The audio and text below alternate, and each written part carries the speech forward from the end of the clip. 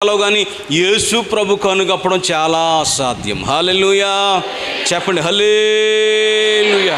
చూడండి, ముగ్గురు యవనస్తులండి ఒకరోజు బడ్డీ కొడి దగ్గరికి వెళ్ళారంట.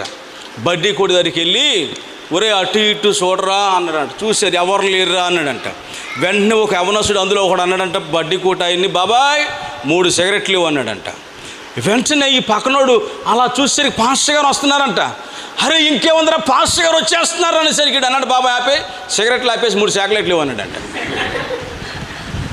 పాస్టర్ గారు వచ్చారు, ఎరా ఏం చేస్తున్నారా బడ్డీ కొట్టుగాడ, చాక్లెట్లు కొనుక్కుంటున్నాం అయ్యగారు.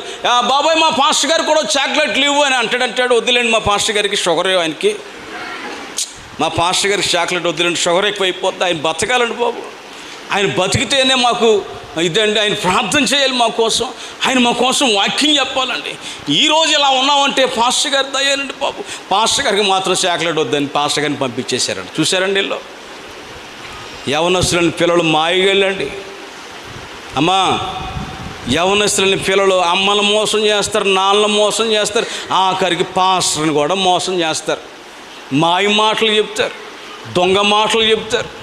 నిజాలు ఉండవండి దేవుని పిల్లలు వాళ్ళ జీవితాల్లో. తర్వాత అంతా పోయిన తర్వాత, అంతా నాశనం అయిన తర్వాత ఏడుస్తూ ఉంటారు. అప్పుడు ఎవరు ఏం చేయలేరు. హల్లెలూయా. పాస్టర్ గారు వెళ్ళిపోయారు. మరలా వాడికి చాక్లెట్లు ఇచ్చేసి, బాబాయ్ 3 సిగరెట్లు ఇచ్చేయి అన్నారంట.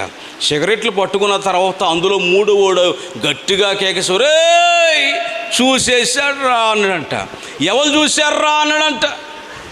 ఎవరు చూశారు అంటే, చూడాల్సినోడు చూసేసాడు రా. ఇలా అనుకుంటున్నాడు పాస్టర్ గారు చూశాడు అనుకుంటున్నాడు. లేదు, పాస్టర్ గారు మాయ చేసి పంపించేశారు కదండి. పాస్టర్ గారు మీరు ఏది చెప్పున్నా నమ్ముతాడండి బాబు. ఎదురు ప్రశ్నేడు. ఎందుకంటే ఎదురు ప్రశ్న వేస్తే మళ్ళీ నువ్వేం చెప్తావో తెలుసా, నన్ను అనుమానించాడు పాస్టర్ గారు అంటావు. నువ్వు నీ గురంతా పాస్టర్ మీదే, నీ మీద ఉండదు.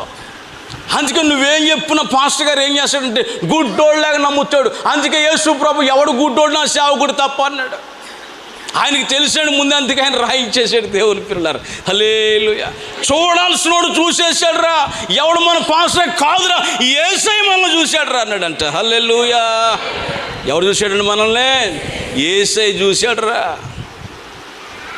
మనల్ని మనం మోసం చేసుకుంటున్నాం, మన సేవకుని మనం మోసం చేసావురా, కానీ యేసయ్యని మనం మోసం చేయలేం. ఆయన చూశాడు రా, ఈ జీవితం నాకు వద్దని వెళ్ళిపోయాడంట ఆయన. హల్లెలూయా.